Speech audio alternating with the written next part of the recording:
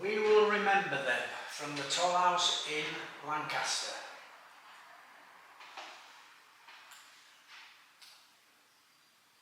What happened at a country house?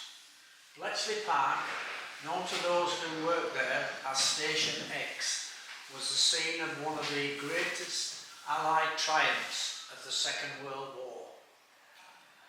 The breaking of the Nazi Enigma ciphers by Britain's wartime codebreakers continues to fascinate, with well over 100,000 people visiting the scene of their successes every year.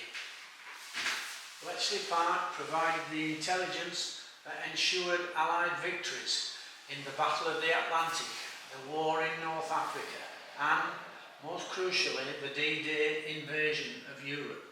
And it was also the birthplace of the modern computer. The Codebreakers were led by men like Dilly Knox, Alan Turing and Gordon Welshman, but also included thousands of ordinary people, the vast majority of them young women.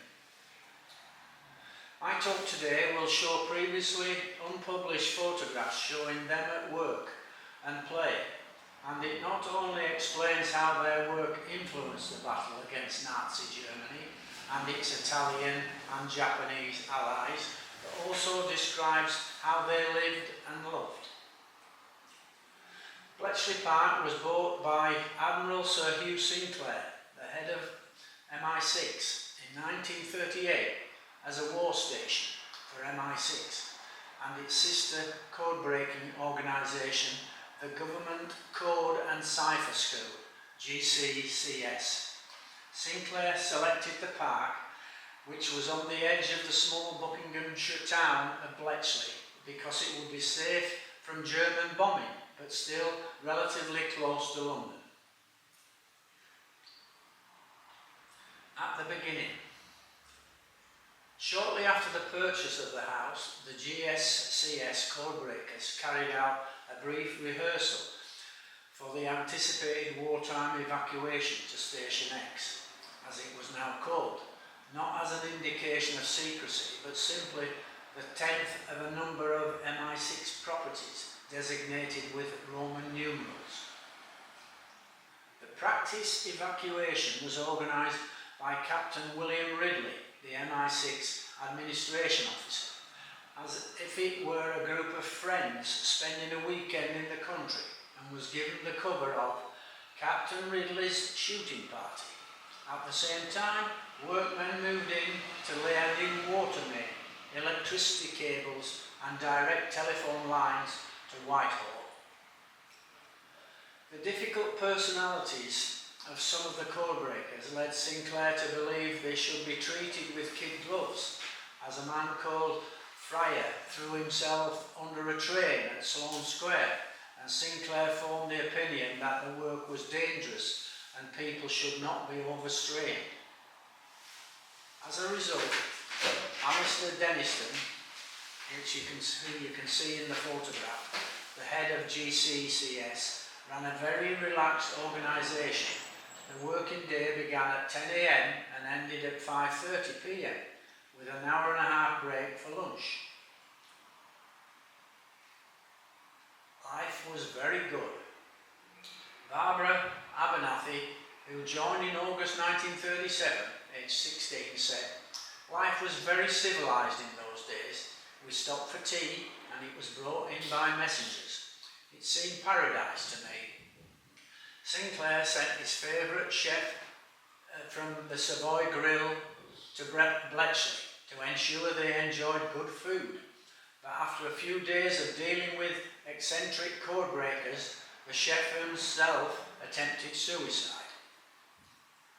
There was very little work on German codes and ciphers before World War II. Josh Cooper, head of the air section, said, "It was generally believed that no civilised nation that had once been through the traumatic experience of having its ciphers read would ever allow it to happen again."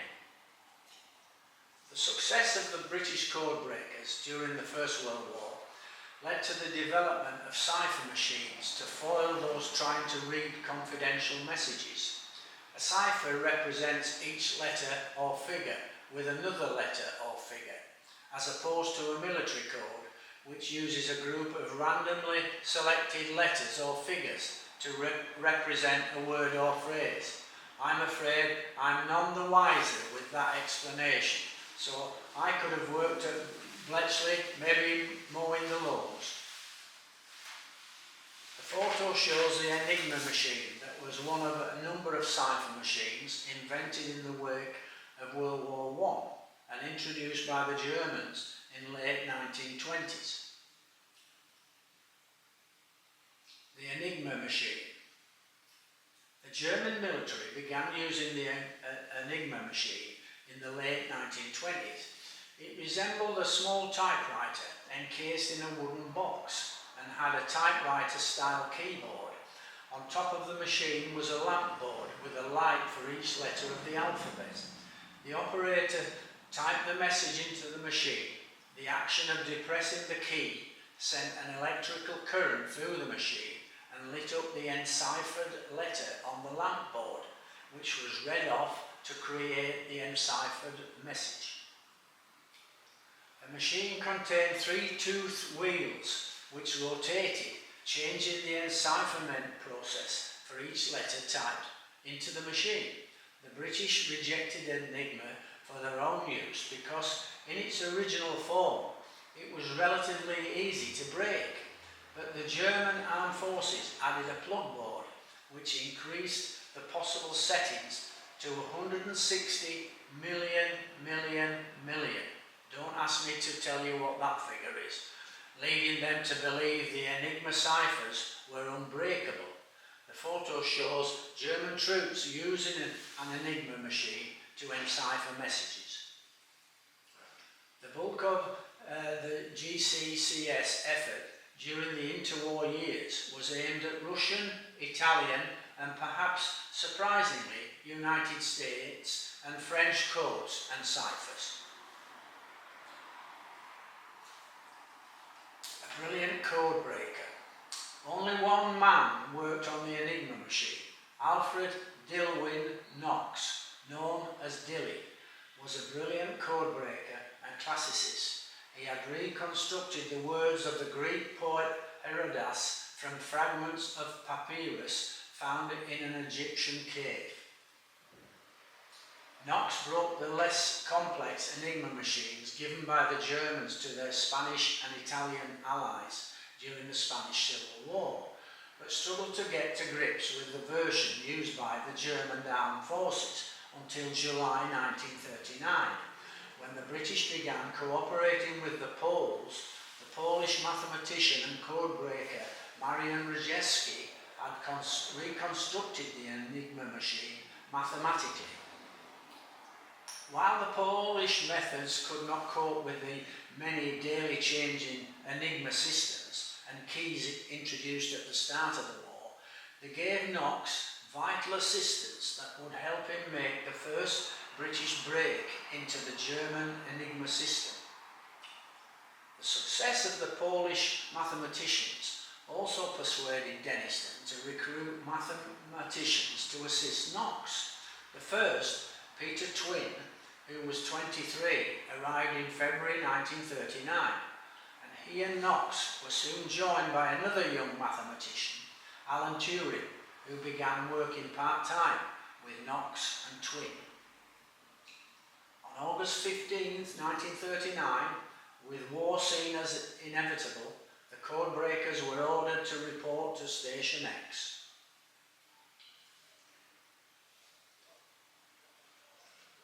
No conversations about work. Staff were warned against conversations regarding the work with other members of staff whilst in their billets. All the work was to be treated with absolute secrecy, and a total of 110 codebreakers moved to Bletchley, but only 13 were working on German codes and ciphers, and of these just 4, Knox, Turing, Twin and Tony Kendrick, another of the pre-war classicists, were working on Enigma. Photo shows the cottage where Dilly Knox worked on Enigma, one of the 3 servants' quarters behind the Bletchley Park mansion, and it was here that the first wartime Enigma message was broken in January 1940. Denniston visited the major universities in the run-up to the war, recruiting mathematicians, linguists and classicists to work at Bletchley.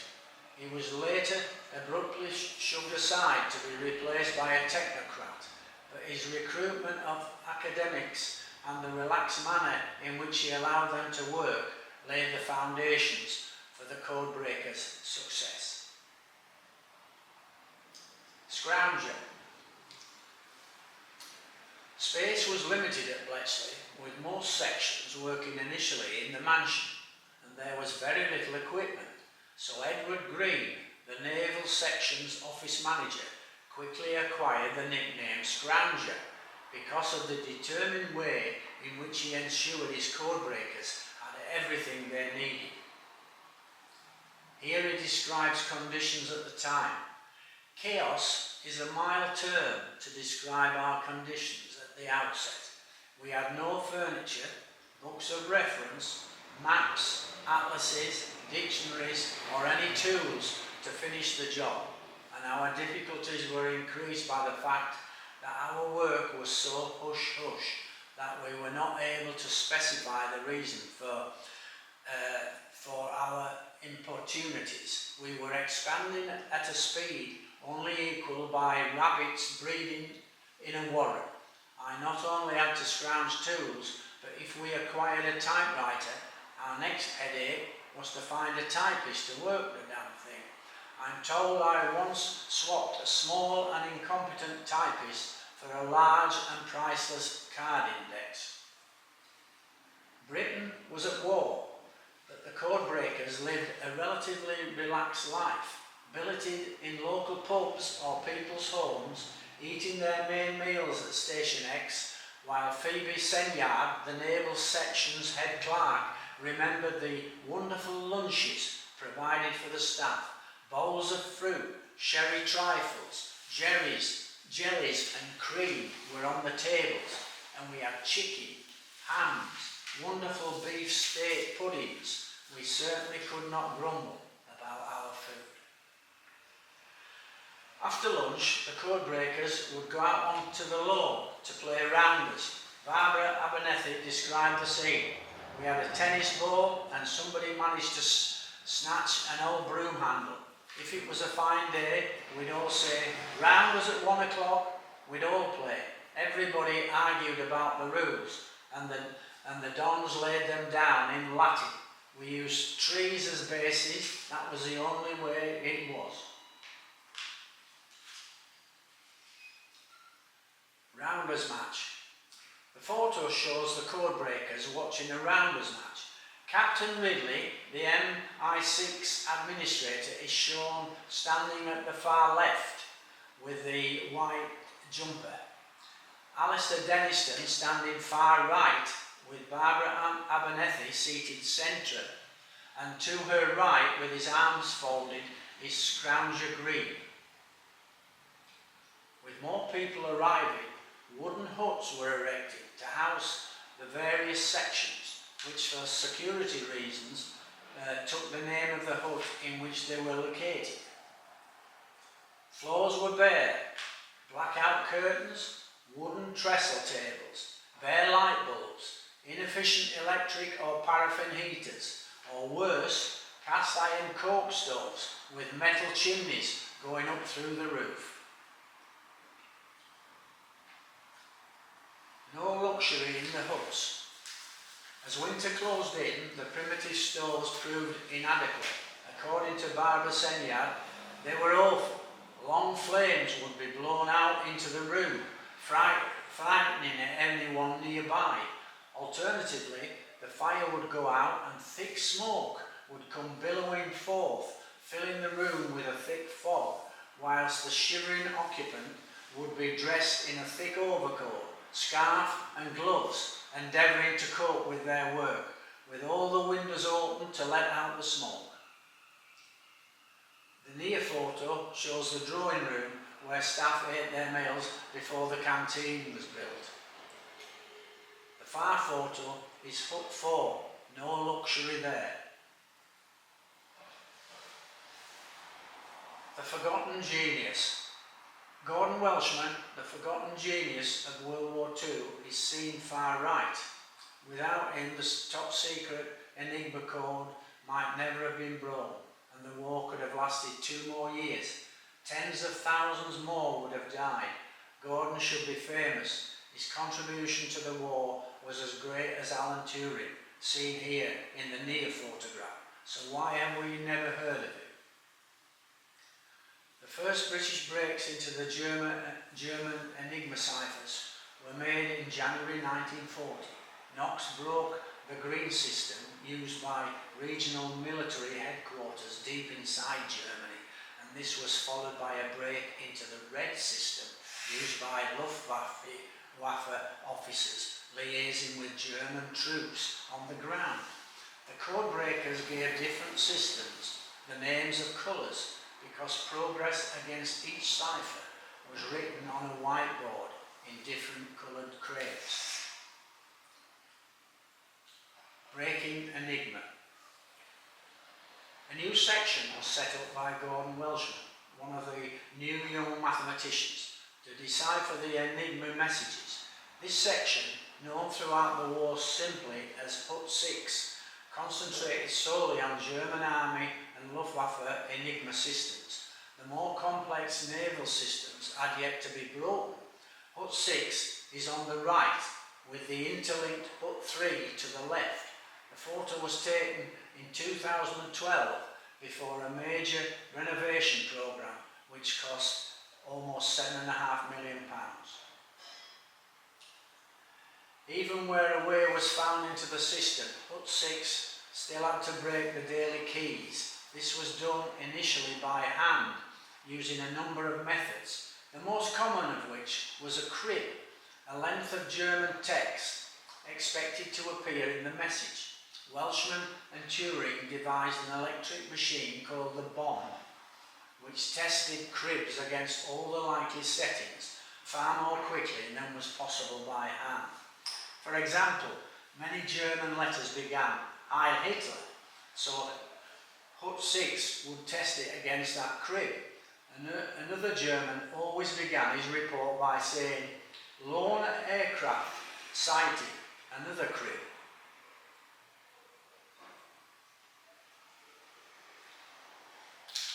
Cloak and dagger. Enigma messages transmitted in Morse code were intercepted at armed forces and post office sites across Britain and sent to Hut 6 to be deciphered. They were then passed to the intelligence reporting section in Hut 3, according to Ralph Bennett, an intelligence reporter. The two huts were linked by a small square wooden tunnel through which a pile of currently available decodes were pushed, as Bennett remembered, by a broom handle in a cardboard box, so primitive were things in those days. Security was paramount. The messages were disguised as reports from an MI6 spy codenamed Boniface. None of the other codebreakers was allowed into Hut 6, Hut 3, or Knox's Enigma research section, which was in a cottage behind the mansion, and as a result was known simply as the cottage.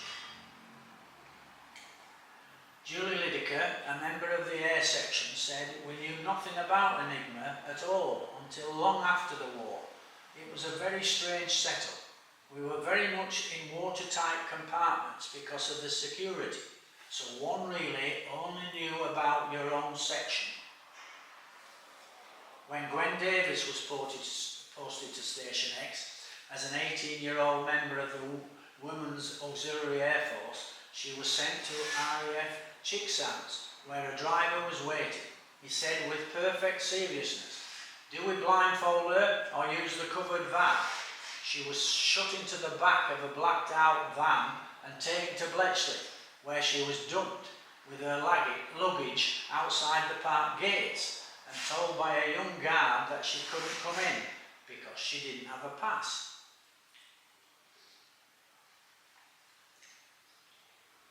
People who worked at Bletchley kept silent. Gwen said, "I was by this time hungry, thirsty and very, very annoyed. I don't know where I am. I don't know what I'm supposed to do." To which the guard replied, "Come to the right place then. Most of them here look as if they didn't know where they were, and God knows what they were doing." Gwen had to sign the Official Secrets Act. She was told that she must never say to anyone where she was working, and that she must never ever tell anyone about any of the work. Many of the people who worked at Bletchley Park went to their graves without ever telling their story. The phony war came to an end in April 1940 when the Germans invaded Denmark and Norway. The yellow Enigma cipher the Germans used in Norway was relatively easy to break, but the fighting was over too soon for it to be of use. By the time the Germans marched into Holland, Belgium and France in May, changes to the red Enigma meant the Codebreakers could no longer read it, but John Herivell, one of the young mathematicians recruited from Cambridge, was determined to find a way back into the red. John said, "I do remember that when I came to Hut 6, we were doing very badly in breaking into the red. So every evening when I went back to my digs and when I'd had my supper, I would sit down in front of the fire and put my feet up and think of some method of breaking into the red. I have this very strong feeling that we've absolutely got to find a way into the red again. I kept thinking about this every evening." Although most of the daily settings were laid down by commanders, the German operators chose the position of the wheels themselves. Herivell realised lazy operators would leave the wheels where they were. Inside Hut 6. This would show up in the first messages of the day, cutting the possible settings to a mere 17,500. The theory became known as the Herivell tip. At first it didn't work, but on May 22nd, 1940, Hut 6 Codebreakers noted a number of settings very close to each other. They tried various possibilities and managed to break the red. It was a key moment, Welsh's Deputy Stuart Milner Barry recalled. "I remember most vividly the roars of excitement, the standing on chairs and the waving of order papers, which greeted the first breaking of red by hand in the middle of the Battle of France.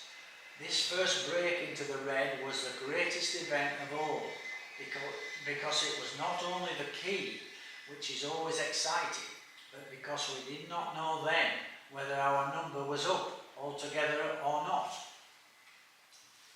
Peter Calvo-Caresi, a Hut 3 reporter, recalled, "Later in the war, I remember that we in Hut 3 used to get a bit tetchy if Hut 6 had not broken red by breakfast time." Home Guard. Hut 6 and Hut 3 now began working 24 hours a day in 3 8-hour watches, but civil service regulations banned young women from working night shifts alongside men, so by putting more women on a night shift was thought to be not only a strange fact, but dangerous to the morals of a mixed community. Milner Barry said, "A total of 3 girls, which was all we required, was thought to be insufficient to ensure the observance of the proprieties, presumably on the principle that the men would be overworked by such numbers. A minimum of 6 was insisted upon.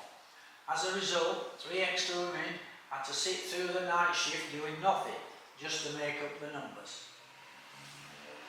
Having occupied France, Germany began preparing to invade Britain. Detachments of Home Guards were set up around the United Kingdom. The Bletchley Park Home Guard lacked the discipline of a normal military unit. Noel Briggs, an intelligence corps officer, said there were a lot of oddballs there. There was one chap from Eastern Europe in battle dress and a bowler hat, much to the dismay of the sergeant, who was trying to make them look smart. It made Dad's army look like the Coldstream Guards. Britain now became the target of German bombers, trying to soften the country up for an invasion. The new Prime Minister, Winston Churchill, told MPs that with Germany having won the Battle of France, the Battle of Britain was about to begin. But the air section, led by Cooper, played a key role in collecting intelligence on the Luftwaffe plans by breaking all of its low-level codes and ciphers. Sink the Bismarck.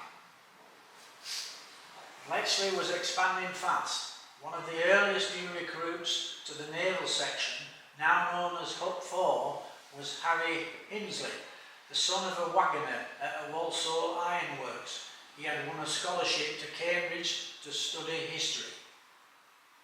The slight, bespectacled young man was an immediate hit with Phoebe Senyard. I can remember showing Harry some of the sorting and how he delighted he seemed when he began to recognise the different types of signals. He was put to work alongside Jocelyn Bostock, a young female civil servant, analysing German naval communications.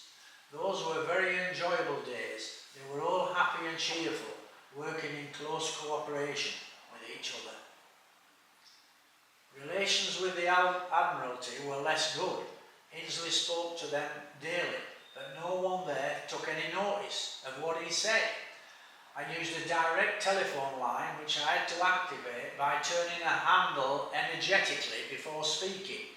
When I spoke, a disembodied voice replied, and they showed little interest in what I said to them. The problem came to a head on June 8, 1940, when the Royal Navy aircraft carrier HMS Glorious and her two destroyers were sunk with the loss of 1,500 men.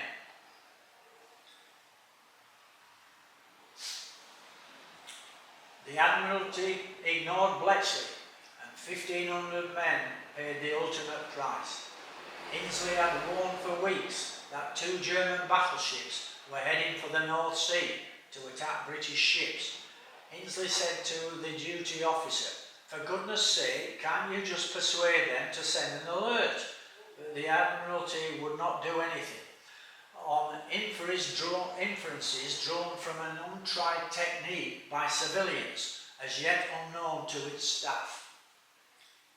The situation finally resolved itself when the Admiralty ignored Hinsley's warnings that the Bismarck was leaving the Baltic to attack the Atlantic convoys, bringing vital supplies to Britain.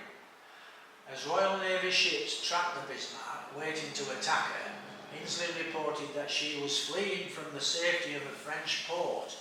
That's a photo of Harry Hinsley's top right. Frank Birch, head of the naval section, is bottom right.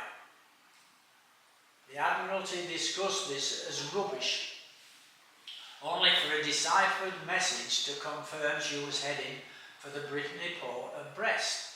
She was intercepted by British ships and sunk, a major triumph for the British. And when the Bletchley Codebreakers heard the news, it was the first time they knew they were having a real impact on the war. A Japanese interpreter, Malcolm Kennedy, was in the dining room when they heard on the BBC News of the sinking. Spontaneous cheering and clapping broke out from those at lunch, though some of us had heard the good news slightly before. To give the devil his due, Bismarck put up a very good show.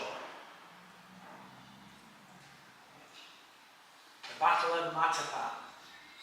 The sinking of the Bismarck was followed by the Royal Navy's destruction of the Italian fleet at the Battle of Matapan in March 1941. This time as a result of work done in Knox's section. Navy Sleeper was 19 and studying German when war broke out. I said I'd train as a nurse. Their response was, "Oh no you don't, you use your German." I thought, great, this is going to be interesting. Mata Hari, seducing Prussian officers, but I don't think my legs or my German were good enough because they sent me to Bletchley. On March 25th, 1941, Lever broke an Italian Enigma message giving the timing of a planned Italian Navy attack on the Royal Navy's Mediterranean Fleet. It was passed to Admiral Andrew Cunningham, the British commander, who attacked the Italians first, sinking 2 battle cruisers and 2 destroyers. Lever described the moment. It was very exciting stuff. There was a great deal of jubilation in the cottage, and Cunningham himself came to visit us. We had a drink, and we were in this little cottage, and the walls had just been whitewashed. Now this just shows how silly, young and giggly we were. We thought it would be jolly funny if we could talk to Admiral Cunningham and get him to lean against the wet whitewash and go away with a white stern. So that's what we did. It's rather terrible, isn't it? These silly young things trying to snare the Admiral. Naval Enigma was more complex than its Army and Luftwaffe equivalents. Alan Turing was obsessed with breaking it, largely because no one else thought it possible. Turing and Peter Twin set up the Naval Enigma section in Hut 8 in June 1940. Their aim was to break Dolphin, the Enigma cipher used by the wolf packs of U-boats which lay in wait for the Atlantic convoys.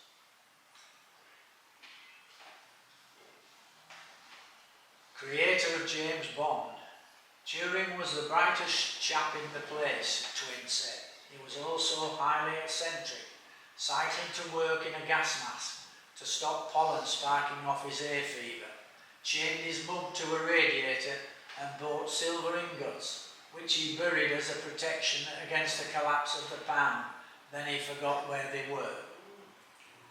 The struggle to break into the naval Enigma system depended heavily on captured keys and codes, with Ian Fleming, later the creator of James Bond, but then an officer in naval intelligence, helping to coordinate these pinches of German documents.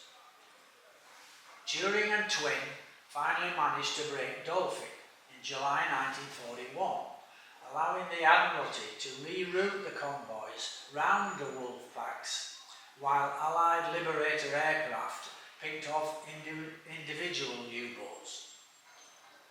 The bombs, operated by members of the Wrens, were essential to the speedy breaking of the Enigma ciphers. Morag McLennan joined the Navy at 17. She and her colleagues were disappointed to be sent to Bletchley rather than to a port full of sailors.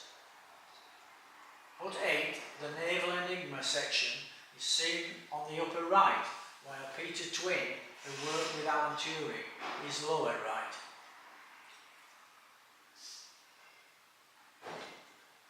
Bomb operators. By the end of the war, there were just under 2,000 bomb operators, of whom 1,676 were Wrens. They had their own unit, HMS Pembroke 5, and were billeted together at a number of old country houses known as the Wreneries. The Wrens' arrival improved the Codebreakers' social life, and the Wreneries became renowned for their dances. Barbara Quirk lived in a Tudor mansion called Crowley Grange, an hour from Bletchley Park. Seen right are the bombs located at Bletchley, and the outstations such as this one at Eastcombe, Middlesex. They were operated by Wrens. Each bomb bay was named after a country, with individual bombs given the names of towns in that country. You can see the second one from the left, called Athens.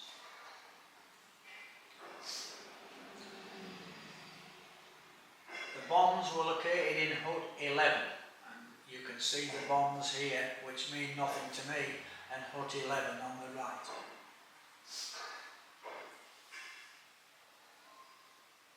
Yugoslavia and Greece fall. German and Italian forces marched into Yugoslavia and Greece in April 1941, Bletchley had predicted the invasions from Luftwaffe preparations reflected in the red Enigma messages and heavy movement of German troops and tanks south by rail reported in German railway Enigma messages. Railway Enigma was broken by John Tiltman, one of the leading codebreakers. Tiltman was so bright he was offered a place at Oxford at the age of 13. He won the Military Cross for bravery in the First World War, but was badly wounded and became a military codebreaker, joining GCCS after the war. Chronic back problems forced him to work standing up at a specially constructed desk. He always wore his regimental tartan trews that had a somewhat casual approach to military discipline. William Philby, a military codebreaker, recalled their first meeting. My arrival was unforgettable. As I saluted, I stamped the wooden floor in my army boots and came to attention with another shattering noise. Tiltman turned, looked at my feet and exclaimed, "I say, old boy, must you wear those damned boots?" I became the only other rank at Bletchley in battle dress and white running shoes, much to the disgust of the adjutant. During the German invasions of Yugoslavia and Greece, the codebreakers deciphered messages showing a build-up of German troops in Poland, suggesting Hitler was about to turn on his Soviet allies. On June 10, 1941, Bletchley's Japanese diplomatic section translated a message to Tokyo from Oshima Hiroshi, the Japanese ambassador in Berlin, confirming that the invasion of the Soviet Union was imminent. 12 days later, Hitler launched the aptly named Operation Barbarossa. It provided the most distressing messages the codebreakers would read at any point of the war. A crime without a name. Reports sent by the SS and Nazi police units mopping up behind the German lines revealed the systematic murder of tens of thousands of Jews. It was claimed that Bletchley and Prime Minister Winston Churchill covered up the killings. This is not the case. The reports were passed direct to Churchill, and on August 24, 1941, just over 5 weeks after the first messages were intercepted, he made a BBC broadcast denouncing the scores of thousands of executions in cold blood by the German troops. Churchill said, "Since the Mongol invasions of Europe, there has never been methodical, merciless butchery on such a scale. We are in the presence of a crime without a name." The photo shows John Tiltman, the brilliant military codebreaker who headed the GCCS military section and was in charge of breaking into new ciphers that no one else at Bletchley could crack.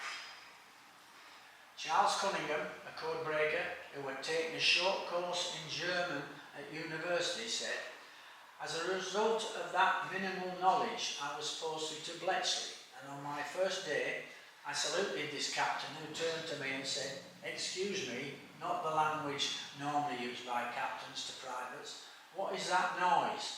To which Cunningham replied, 'That is the air raid siren, sir,' which gives you some kind of an impression of what kind of place Bletchley was. Mad people on all sides.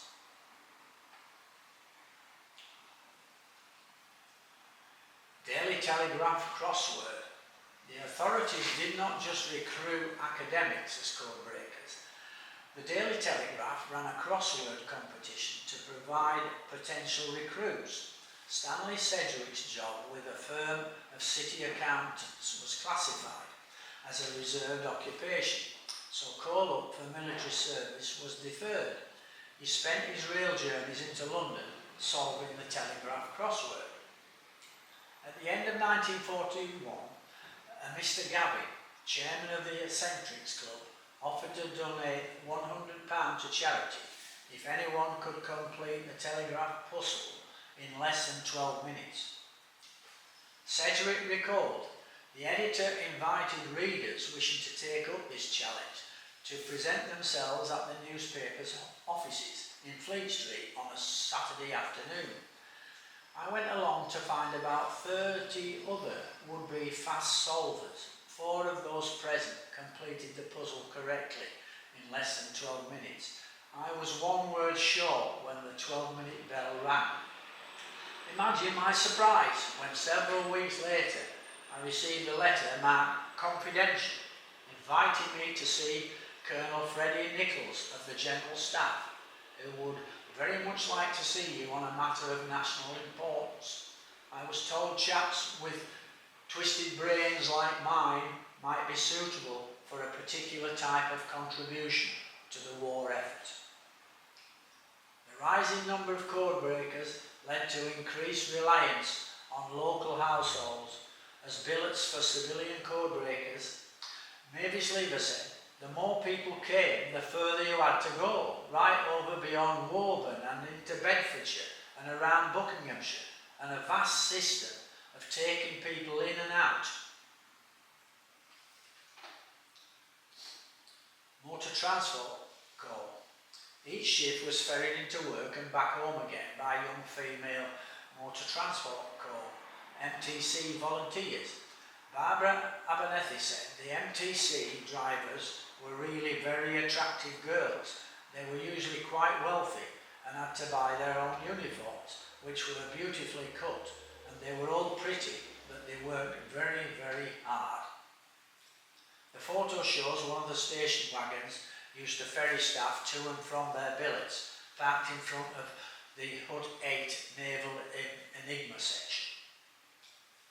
John Presswich, a Hut 3 intelligence reporter, recalled soldiers and airmen were originally allowed to wear civilian clothes. Then some wretched admiral came down and said, "Where are my wrens?" And there were these girls in skirts and jumpers, and he said, "It's disgraceful.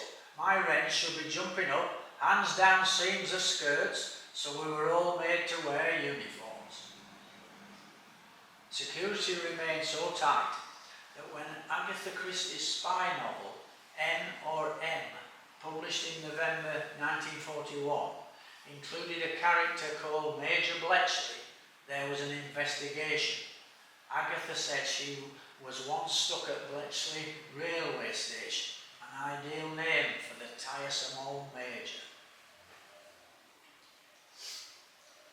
Pearl Harbor.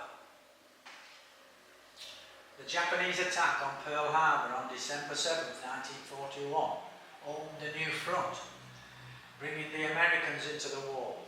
At this point, Tilghman worked out the Japanese Army's main super-enciphered code, in which messages were first encoded using a code book and then enciphered for added security in late 1938. Then in June 1939, he broke the main Japanese naval super-enciphered code, JN-25. These successes were shared informally with the Americans, but a more formal agreement between the British and the Americans in December 1940 led to an exchange in which Bletchley revealed how to break Enigma, while the Americans reciprocated with their solution to the Japanese diplomatic machine cipher, codenamed Purple. Photo shows US Sergeant George Hurley working in Hut 6. The Americans were initially treated with suspicion, but the mistrust was soon broken down, helped by the fact that the US supply system designated the American codebreakers as independent units, giving them easy access to supplies. Joe Eakes, one of the US naval officers, said, "My office was always very well supplied with sugar, so when I went to another office to ask what they were doing, I would take a cup of sugar with me, which made me a good deal more welcome than I might otherwise have been." The Shark Blackout. The Christmas dinner of 1941, the last in the mansion, was followed by the first of what became an annual review involving the many professional actors and musicians at Station X. The top photo shows the Christmas review. The bottom photo shows the Italian Navy's Hagelin C-38M machine cipher, allowing the Royal Navy to pick off the Mediterranean convoys taking supplies to Rommel's troops in North Africa. The eclectic mix of people at Bletchley fostered an astonishing varied social life. The Bletchley Park Recreational Club included a drama group, musical and choral societies, as well as bridge, chess, Scottish dancing and fencing sections. Until now, Bletchley's main customers had been the Admiralty and the RAF, but when British troops defeated the Italian forces in North Africa in early 1941, the Codebreakers read messages referring to Luftwaffe escorts for Mediterranean convoys and realised the Germans were about to intervene. Their reports were dismissed by the War Office, and Cairo was not informed. A few days later, British troops had their first contact with General Erwin Rommel's Africa Corps. El Alamein. When General Bernard Montgomery took command of the British 8th Army in August 1942, Bletchley provided him with Rommel's plan for an attack on British troops at Al Halfa, setting up a push by Montgomery that culminated 2 months later in the crucial victory at El Alamein. Within days, a joint American and British force was landing in Morocco, Tunisia and Algeria. Noel Codebreakers was in the team sent out from Bletchley to break German low-level ciphers. They set up base in an old Foreign Legion fort, and Codebreakers recalled Fort Sidi Macsid was built in true Bourgeois tradition, on top of a hill above the astonishing gorge which bisects the city of Constantine. It may have looked romantic, but it was the filthiest dump imaginable. One of the most vivid memories was cleaning the primitive latrines. It would be a good punishment if somebody had done something wrong but nobody had. I recall reading Virgil on the battlements, hardly typical of military life, but in the true tradition of Bletchley Park. The photo of the 4-rotor Shark Enigma cipher machine is seen on the right. It was used by the U-boats patrolling the Atlantic from February 1942 until the end of the war. Despite the 4th rotor, which should have made the code unbreakable, Hut 8 broke it in December 1942. Hugh Alexander, one of the most brilliant of the Codebreakers, had taken over from Turing to lead the team in Hut 8, and it was his genius that broke it. 10 horrendous months. Aside from the fighting in North Africa, it was the Battle of the Atlantic which dominated Bletchley's work throughout 1942. On February 1st, the U-boats introduced a new Enigma machine with a 4th wheel, making their messages unreadable. Bletchley code named the new machine Shark, and it was Hugh Alexander, pictured on the right, who was a former United Kingdom chess champion who had the task of breaking it. The vital intelligence the Admiralty had been using to reroute the Atlantic convoys around the Wolfbacks disappeared for 10 months, a period known to the Codebreakers as the Shark Blackout. It was a very grim time. There was a lot of pressure. They realised their work meant lives. Fortunately, during the first half of 1942, the U-boats concentrated on the American coastline. They resumed attacks on the convoys in August, with 86 U-boats, 4 times as many as when Shark was introduced, sinking 11 ships in a single attack. During August and September 1942, The U-boats located 21 of the 63 convoys, sinking 43 ships. Allied losses climbed sharply, and towards the end of November, with the number of ships lost that month close to the 100 mark, the Admiralty demanded that Hut 8 pay a little more attention to the U-boat cipher.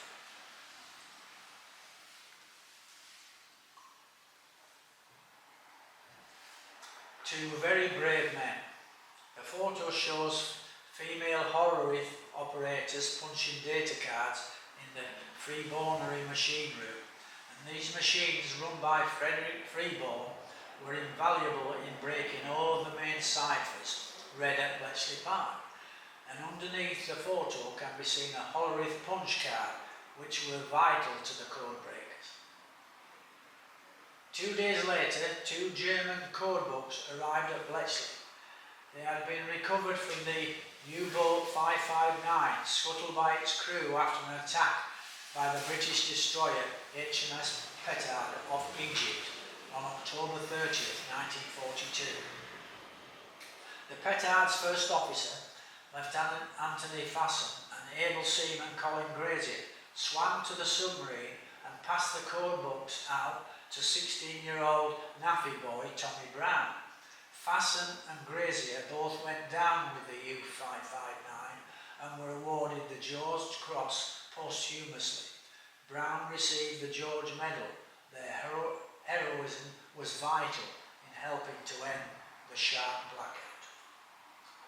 The codebooks allowed the codebreakers to break messages that were sent to shark circuits, providing cribs that, with luck, would give Hut 8 a way in.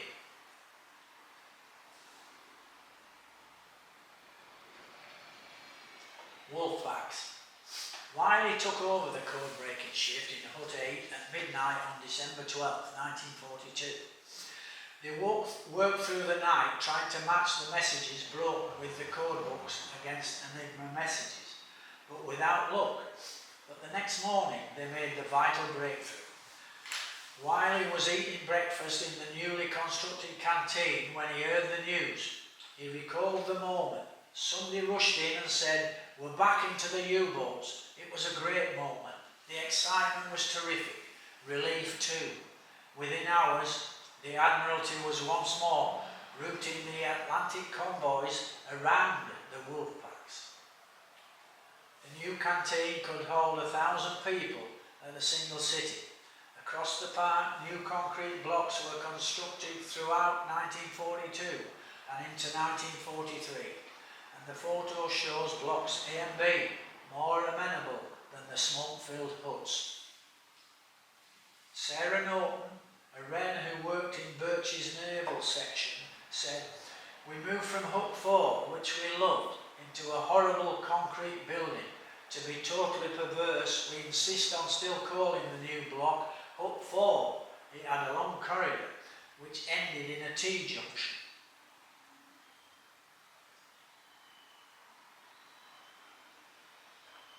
Serious reprimand issue. Let Sarah Norton continue. One afternoon we decided to give Jean Campbell Harris, later Baroness Trumpington, a ride in a laundry basket on wheels that was normally to move secret files. We launched it down the long corridor where it gathered momentum by the second. To our horror, at the T-junction, Jean suddenly disappeared, basket and all, through some double swing doors, crashing to a halt in the men's toilets. A serious reprimand was administered and our watches changed, so we were distributed among a more sober group, but this fortunately did not last long. The huts and the new blocks that crowded Bletchley Park from 1943 can be seen in the photo, viewed from the mansion. Block G in the distance, far right, Block F, far left, Hut 6 and 3, centre right.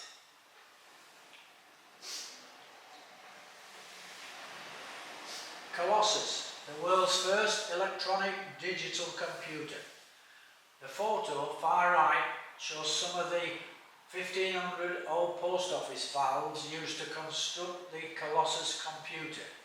Near right is the Lorenz SZ42, the teleprinter cipher machine used for the highest level communications between Berlin and the main German frontline headquarters, and codenamed Tunny by the Bletchley Codebreakers. The Allied invasion of Italy in July 1943 and the swift Italian surrender left Bletchley uncertain whether Hitler would retreat to the Alps, saving men and material for the Allied invasion of Europe, or fight every inch of the way. The answer came not from the breaking of Enigma, but from the Lorenz SZ40 enciphered teleprinter system. Field Marshal Albert Kesselring was ordered to defend Italy to the last. This was introduced in 1940 for the highest level German communications between Berlin and the commanders of the various military fronts. It had 12 wheels, 10 to encipher the message, paired in 2 separate rows of 5 and 2 drive wheels. The movement of the second row of wheels was highly complex, making the cipher extraordinarily difficult to break. But in late 1941, by a combination of genius and luck, it was broken by John Tiltman and one of the young Cambridge mathematicians, Bill Tutt, who had been rejected by Turing for Hut 8, but Tiltman spotted his ability. There were a number of different German teleprinter cipher machines to which the Codebreakers gave the collective code name FISH.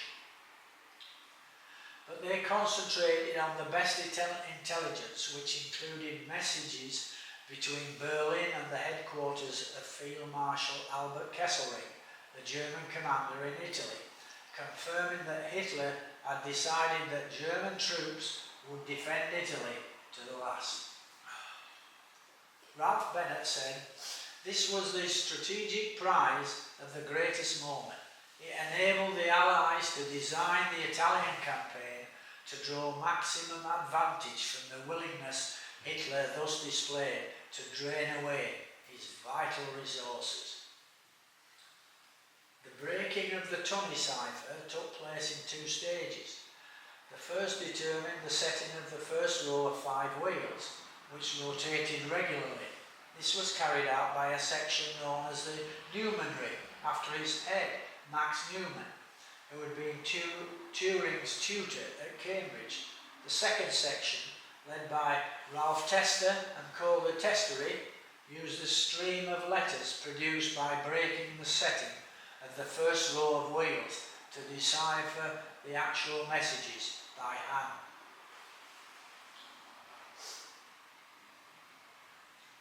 Four men working on Colossus.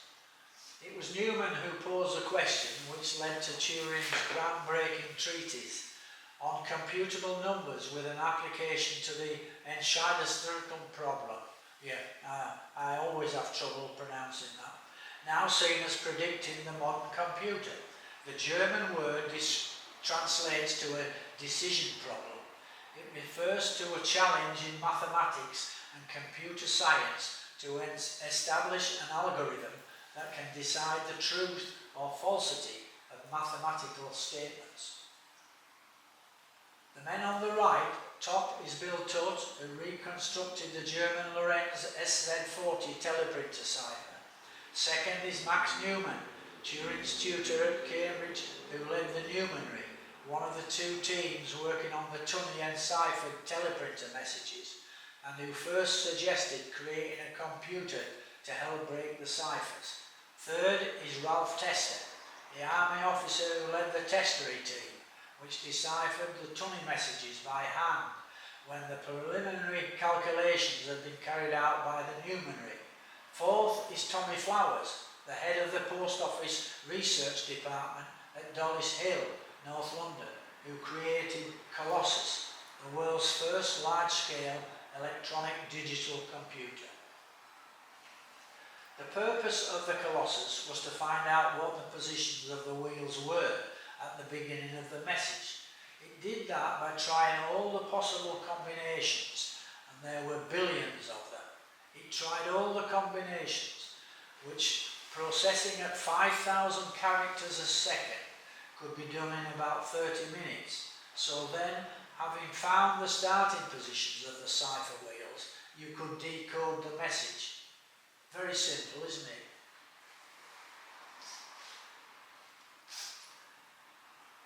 Surrender of Italy. The computers were operated by wrens. Odette Murray was one of those working on Colossus. I was given instructions by whoever was in charge at the time, and not having the remotest idea what I was doing, worked with the slide rule, producing a lot of figures, and gave the result to the next person, who gave it to the next person, and eventually it was run through Colossus on a tape. Sean Wiley, her future husband, had just been transferred into the Newmanry from Hut 8. When she arrived, she recalled all the wrens were swooning about Sean Wiley. They thought he was absolutely wonderful. I didn't think much of him. I couldn't see what the other girls saw in him. However, he thought something of me. He tried to explain what my contribution had been in a successful thing, but I just didn't understand. I'm not a mathematician, I'm not a linguist, I'm just somebody who's given instructions and does little funny calculations with the slide rule and bingo.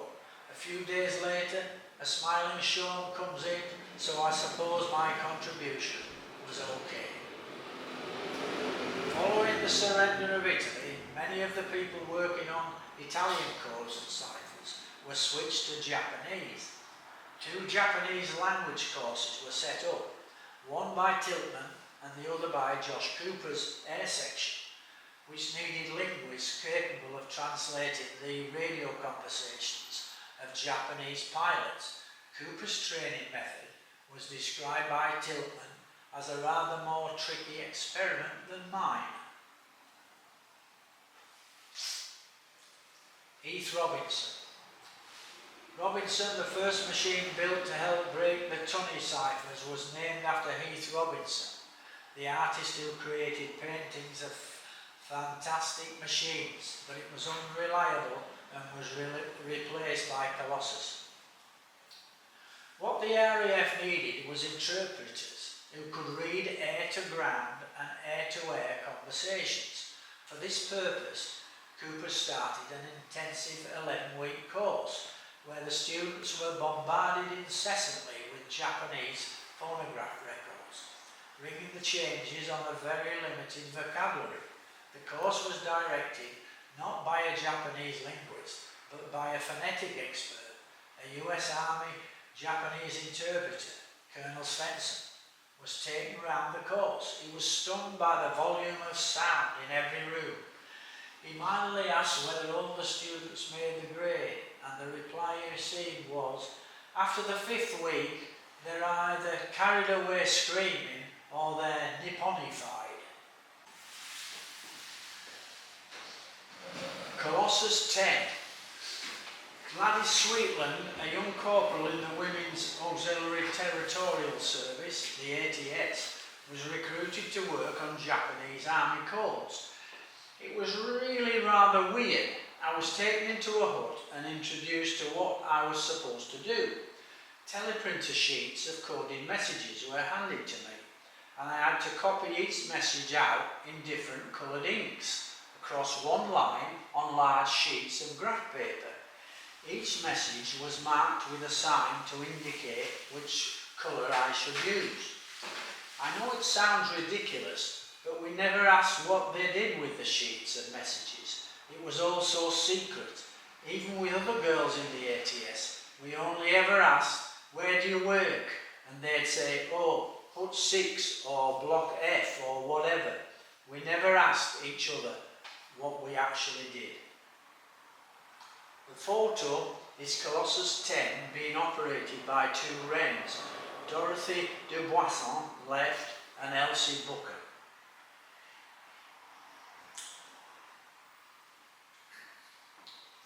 The tape machine. Gladys Sweetland takes up a story. Bletchley Park was a wonderful location, and sometimes we just sat in the grounds in fine weather for our breaks. There was an assembly hall just outside, and it was there I got my love for opera and ballet, because I saw the D'Oyly Carte Touring Company and the Ballet Rambert. There were also discussion groups where people would play classical music records and then explain the merits of the various pieces. I shall never forget the comradeship and meeting all those different types of people who were there. I never thought, leaving school at 14 and a half, that I would be able to have a proper conversation with a university professor. The tape machine room in the Newmanry, seen on the right, where Wrens prepared the paper teleprinter tapes that would be run through the Colossus computer to break the settings of the first set of wheels used to create the Tunny ciphers. After the victories in the Atlantic, North Africa and Italy, Christmas 1943 was a time of real celebration, particularly in Hut 4, where Birch ensured that despite rationing, his staff had an excellent Christmas lunch. Christmas lunch. Phoebe Senyard recalled her perfect day. We toasted the naval section and anything else that came into our heads. It was great fun, and by the time we went into the room where the luncheon was served, we were prepared for almost anything, but not for the wonderful sight which met our eyes. The tables were positively groaning with Christmas fare. The tables were arranged in a T shape. The top of the T was loaded with turkey, geese and chicken, while the table down the centre at which we all sat was decorated with game pie and fruit salad, cheese and various other dishes. We set to and thoroughly enjoyed ourselves, and I was still beaming at the end of the day. The photo shows the sixth version of Colossus. They were always looking to improve their machines. Christmas Day. The recreated Colossus computer, rebuilt in the 1990s by former MI5 technical expert Tony Sale and a team of volunteers, is seen on the right. Pat Wright was working in Hut 8 on Christmas Day, deciphering Enigma messages, and recalled returning to her billet at the end of the shift. It was the first house I had come across that had a toilet in the garden, and I spent 5 minutes of my first evening there with my toilet bag touring round looking for the bathroom. But Mrs. Tomlin was very good to me. She had an engine driver husband and a fireman's son, and always had food on the table. She was a very capable woman with a range of language I had never encountered before, as I had been brought up fairly strictly, and she used words I hardly knew the meaning of. I was working Christmas Day, and so I finished work at 4 o'clock and went back to my billet. Christmas dinner was over, but she said, "Hello, Duck, saved you a bit of Christmas pudding. Here you are, this'll make your shit black." I didn't know whether to laugh or what to do, so I said, "Thank you very much," and ate the Christmas pudding. D-Day and Double Cross. The Colossus computer worked well for Tommy Flowers, was already building an even faster version. Bletchley told him that if it was not ready by early 1944, it would be no use at all, which he rightly assumed to mean that the D-Day invasion would take place then. The Abwehr Enigma cipher, possibly the most complex of all the Enigma ciphers read at Bletchley, was broken by Dilly Knox in December 1941. See the photograph. Flowers said, "We worked flat out for 4 months and met the deadline, but only just. I was at Bletchley Park on that historic day, D-Day, June 6, 1944, and have been since the morning of the previous day dealing with the last few difficulties. The machine was fully ready for service for the first time during the small hours of June the 1st. The Codebreakers provided Allied planners with a comprehensive picture of the German defences and their plans to counter the Allied invasion. The Japanese ambassador, Oshima Harishi, toured northern France, sending a highly detailed picture of the German defences back to Tokyo. He reported that the troops in France would be reinforced by 3 SS armoured divisions, and critically for Allied deception plans that the Calais region was seen as the most likely site of an Allied landing.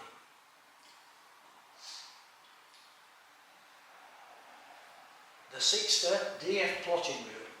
The Japanese military attaché, whose cipher had been broken by Tiltman in 1942, made his own tour of the defences, sending an even more comprehensive account of every building and installation, detailing everything from the heaviest artillery battery to the smallest collection of flamethrowers. Anything missed by these two accounts was filled in by the Japanese naval attaché in Berlin, whose report was also read at Bletchley. The Sixter DF plotting room seen right. British intercept sites use direction finding equipment to plot a bearing to the German radio station. The bearings from 2 or more sites were plotted on the map to find the location of the station.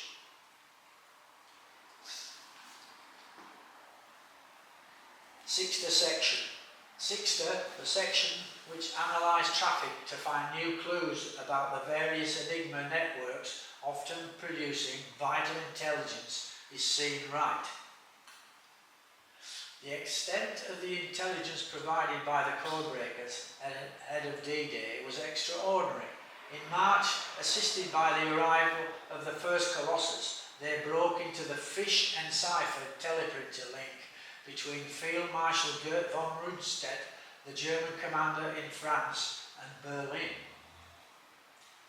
This link, codenamed Jellyfish by Bletchley, carried all of von Rundstedt's communications with Hitler and confirmed that the Germans expected the Allies' main force to land at Calais rather than Normandy. The confirmation from Bletchley that the Germans believed the Allies would land in the Pas-de-Calais was central to the 40 South deception plan worked out to protect the Normandy landings. The Hut 6 fusion room. The presence of 1.4 million German troops in France meant the invasion was far from certain to succeed. If the Allies were to get a foothold in Normandy, it was vital that the Germans kept most of their forces in the Calais area. From the start of the war, British intelligence had captured every spy sent to Britain by the German Secret Service, the Abwehr, and had been using them to feed false information to German commanders. The problem for the British officers controlling the double-cross system, as it was known, was that they could not be certain the Germans believed these false reports. The Hut 6 fusion room, seen on the right, where the deciphered Enigma messages and traffic analysis carried out by Sixter were fused to put together a complete intelligence picture. Messages between the Abwehr agent runners and Germany were enciphered on a highly complex Enigma machine. Not only did it have 4 wheels, they rotated more often than on the standard machine, making it much more difficult to crack. Garbo, the spy. Hut 6 could not break it, but Dilly Knox was convinced he could, and on December 8, 1941, assisted by the female Codebreakers Margaret Rock and Mavis Lever, he succeeded. From that point on, the double-cross controllers knew the Germans believed the false intelligence. This allowed the British to take the double-cross deception one stage further. In the run-up to D-Day, supplying coordinated intelligence from all the double agents to create a completely false picture of a fictitious 1st United States Army group based in southeast England that would lead the Allied invasion of the Pas-de-Calais, with the Normandy landing simply a feint to draw German attention away from the Calais area. The most important of the double-cross agent used in the deception was a Spaniard called Juan Pujol Garcia, codenamed Garbo, and you can see him in the photograph. He claimed in his reports to the Germans to be running a network of 27 agents across the United Kingdom, including a Swiss businessman in Bootle who reported drunken orgies and slack morals in amusement centres in Liverpool, plus a Venezuelan in Glasgow who claimed Clydeside dockers would do anything for a litre of wine. When the Swiss businessman died of cancer, his widow took his place, and the Venezuelan also ran agents in Scotland, one of them a communist who thought he was spying for Moscow.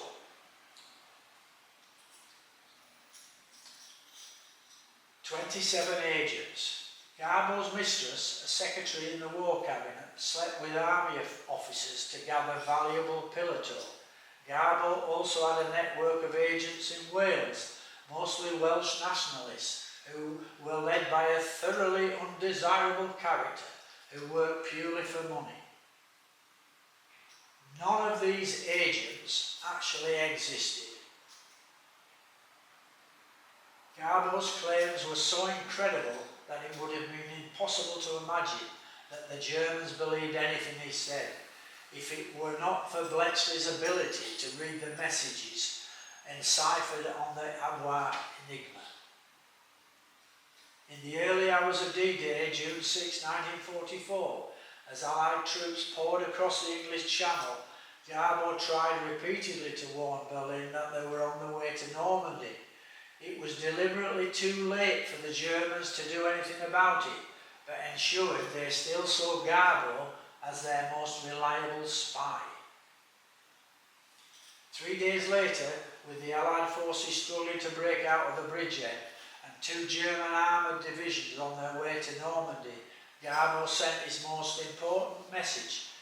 His agents were reporting troops massed in ports in East Anglia and Kent. The Normandy landings are a diversion. The real landings were to be in Calais, as the Germans had always believed. Garbo's warning went straight to Hitler, who ordered the 2 armoured divisions back to Calais to defend against what he expected to be the main invasion thrust. This message ensured the success of the Allied invasion. Had the 2 divisions continued to Normandy, the Allies might well have been thrown back into the sea.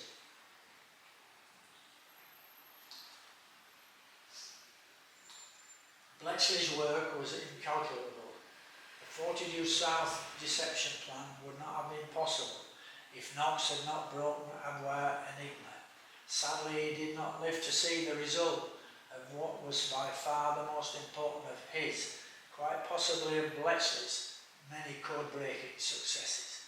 When Knox broke the Avoir enigma in December 1941, he was already suffering from terminal cancer.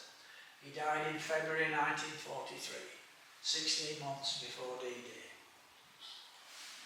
The contribution made by the Codebreakers to the Allied victory is truly incalculable. Bletchley Park did not win the war. No single organisation could make that claim, but its contribution to the defeat of Hitler was absolutely enormous.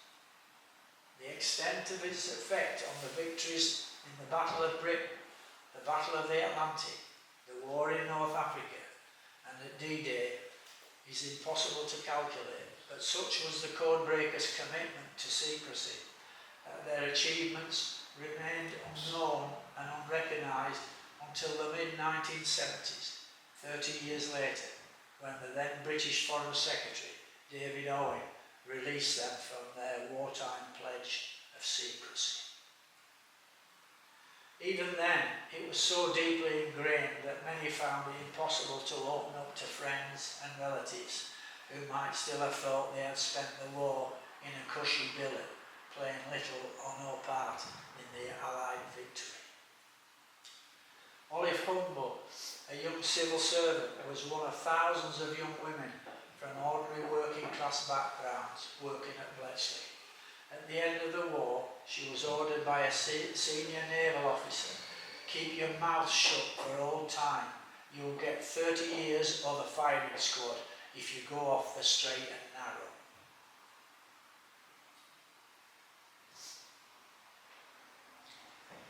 The war shortened by 2 years. It's estimated that the breaking of the German Enigma and Lorenz ciphers cut around 2 years off the war, saving countless lives, but the impact of Bletchley Park's work on Japanese and Italian ciphers is too often forgotten. Just as importantly, it was the birthplace of the modern computer, Colossus being the world's first programmable electronic computer.